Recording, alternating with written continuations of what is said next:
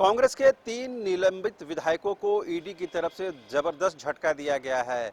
इन 3 विधायकों में नाम हैं कांग्रेस के इरफान अंसारी, राजेश कच्छप और विक्सल कोंगाड़ी। ईडी ने इनको समन जारी करते हुए पिछले दिनों ईडी के सामने पेश होकर के सफाई देने का मौका दिया था, लेकिन इन तीनों ही विधायकों ने अपने अधिवक्ताओं के माध्यम से ईडी से 2 सप्ताह का समय मांगा है। लेकिन ईडी ने इन मांगों को खारिज करते हुए 6 फरवरी को कांग्रेस विधायक इरफान अंसारी को, 7 फरवरी को राजेश कच्छप को और 8 फरवरी को विक्सल कोंगाड़ी को हाजिर होने का आदेश जारी किया गया है। ये दूसरा समन जारी किया गया है, लिहाजा ये कहीं न कहीं बाध्यकारी है कि इन तीनों ही विधायकों को हर हाल में ईडी के सामने पेश होना पड़ेगा।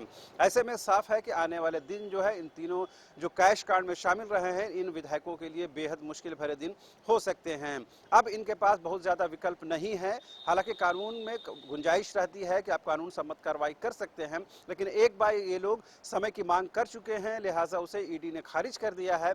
दूसरी बार समन जारी किया गया है। ये कहीं न कहीं कंपल्शन होगा कि इन तीनों ही विधायकों को जाकर के ईडी में अपनी सफाई देनी पड़ेगी।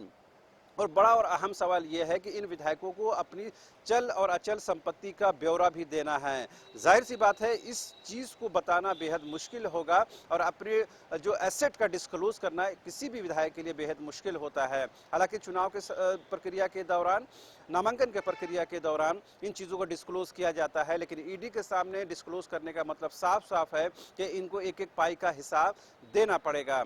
ऐसे में जाहिर सी बात है कि अब इनके पास बहुत ज़्यादा अवसर नहीं है। अब सवाल ये उठता है कि आखिर इनको दोबारा समन क्यों किया गया है और किस मामले में किया गया है। आपको याद होगा कि कोलकाता से जो 3 विधायक है कांग्रेस के, राजेश कच्छप, विक्सल कोंगाड़ी और इरफान अंसारी, इन तीनों ही विधायकों को करीबन 50 लाख रुपए के कैश के साथ पकड़ा गया था।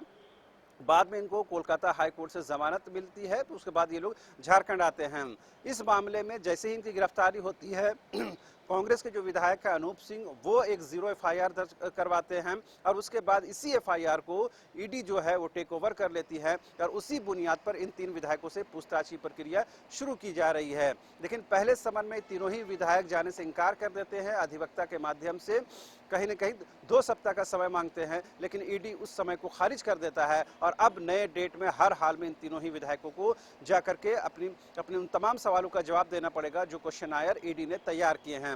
तो जाहिर सी बात है कि 23 जो जनवरी को है, जो साहेबगंज के उपायुक्त हैं उनको शामिल होना है, उनको ईडी ने समन किया है, उनसे पूछताछ होगी। तो जाहिर सी बात है, एक तरफ तो जो संथाल में एक कथित तौर पर 1000 करोड़ के जो घोटाले की बात सामने आई है, उसकी जांच लगातार चल रही है, उसमें बड़े प्रशासनिक IAS अधिकारियों से पूछताछ हो रही है।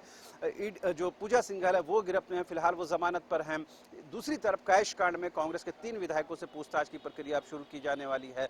ऐसे में आने वाले दिनों में झारखंड में जो राजनीतिक गतिविधियां हैं वो तेजी के साथ बदल सकती हैं।